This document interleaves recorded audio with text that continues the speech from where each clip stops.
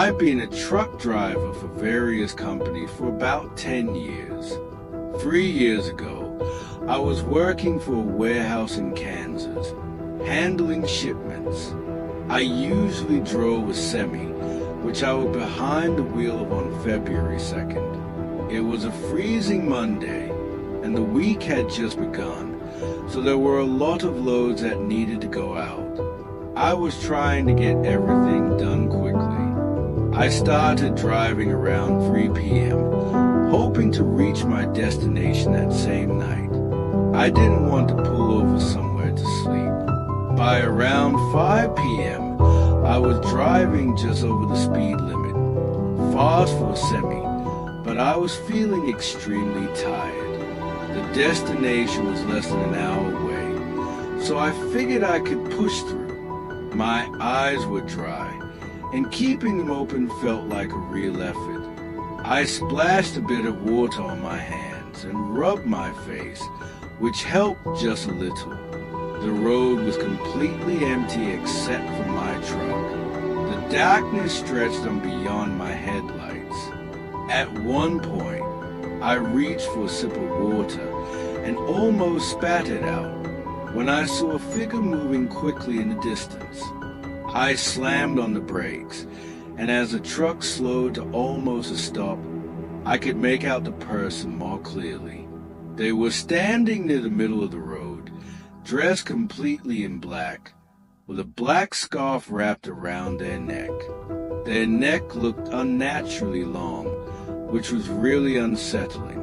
Their face, however, was completely blurred. As I got closer, I considered rolling down my window to ask if they needed a ride, but instead, they suddenly turned and darted into the woods. I didn't even stop to think. I just pressed the gas and kept going. My heart started racing about 20 seconds later, once I realized how strange it all was. A few minutes later, something else crossed the road in front of me. At first, I thought it was a large animal, but as it entered the woods, I realized it looked like another person. I didn't slow down this time, just kept moving, and maybe even sped up a bit because I was getting more anxious.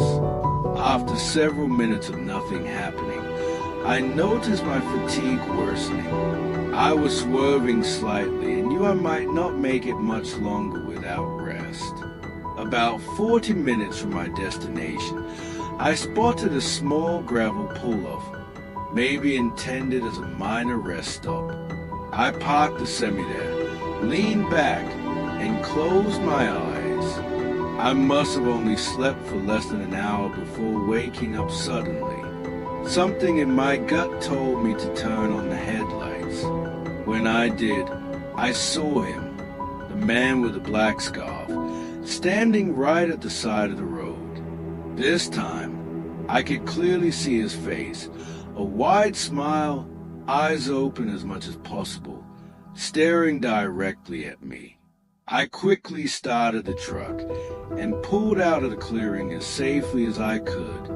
I couldn't wrap my head around it. How had he gotten so far so quickly? I didn't stop again until I reached my destination. Once there, I parked and finally fell asleep. The only logical explanation I could think of was that my mind was playing tricks on me after being awake and driving for so long. But I've never experienced hallucinations as vivid or frightening, which still confuses and unsettles me. Before getting an office job in the city, I drove for UPS for 2 years. It was decent pay, and I enjoyed it, though it had its moments. Back in 2010, I was living in a small North Carolina town, not exactly a great area. I work 11 a.m. to 7 p.m. on Thursdays, and by 5 it was already dark in the dead of winter. The neighborhoods were strange. Some streets had orderly houses and trailer homes spaced far apart, while others were completely empty. Because the houses were so far apart, Deliveries took longer than in a typical suburban or urban neighborhood. I could only handle a few stops at a time, even with a map showing me the most efficient route. After several hours driving across at least 3 small towns, I turned down one of those sparsely populated streets I mentioned earlier. On one side were scattered trailer homes and small houses. On the other, dense woods. It was just past 6 p.m., and my shift was winding down with only a few deliveries left. One stop required a signature, so I couldn't just leave the package outside.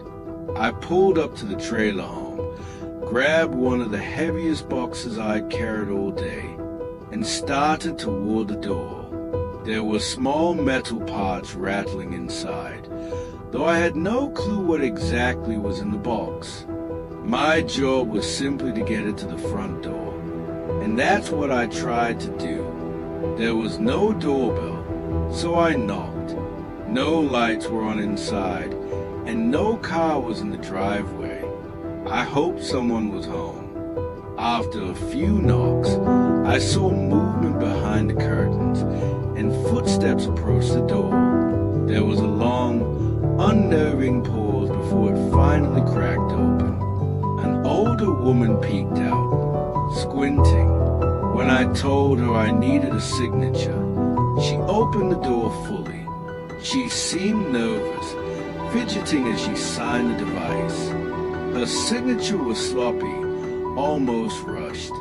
Then she asked me to help carry the box into her room. I suspected this would happen. As I stepped into the trailer, a powerful, unpleasant smell hit me. Every house is its own scent, and this one was overwhelmingly bad. She led me to a narrow hallway, and I struggled to carry the heavy box. Finally, we reached the door at the end. She instructed me to maneuver it into a closet in the back of the room. When I asked her to turn on the light, she said it didn't work.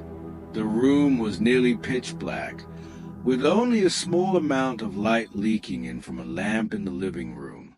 As I got closer to the closet, I noticed a figure standing inside. I was sure it was a person. There was a distinct shape, and it moved slightly. My gut told me something wasn't right. I set the box down, gave the woman a polite nod, and walked out. She started yelling at me, cursing and demanding I come back. I didn't stop. I had no idea what she and whoever was in the closet were planning, and I wasn't going to stick around to find out. I finished my shift and went home that night, and that incident pushed me to start looking for a better job. I had been a truck driver since I was 25, and night shifts were routine. I'd experienced odd situations before. My deliveries often required driving across states, sometimes spending hours on nearly empty highways. One trip took me across California, hauling a trailer full of wooden furniture through long stretches of desert roads. I started late, meaning most of the drive would be in darkness. Because desert roads are straight and empty, I could push the truck a little faster than usual. When I saw a set of taillights in the distance, I had to brake sharply. It turned out to be an old Chevy Impala parked on the dirt beside the road, hazards on. I got out, expecting to help, but no one was inside, not in the driver's seat, not in any other seat. Curious, I grabbed a heavy-duty tactical flashlight from my toolbox. The beam revealed what looked like an abandoned gas station, one I hadn't noticed before. There were 2 pumps in a small building behind them, probably once a convenience store.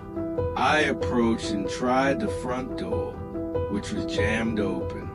Inside, I could see part of what used to be a small shop. I called out to announce myself, offering help. My voice echoed oddly, sending chills down my spine. Then I heard it, a soft scrape like a shoe against the floor, coming from the far side of the room behind some old shelves. I called out again, and a deep, low whisper responded. I understood the words immediately, but it made no sense. I had no idea why someone, or something, would answer like that in a completely empty, dark, abandoned building. I heard heavy, labored breathing coming from one corner of the room, and that was enough to make me bolt out of there as fast as I could.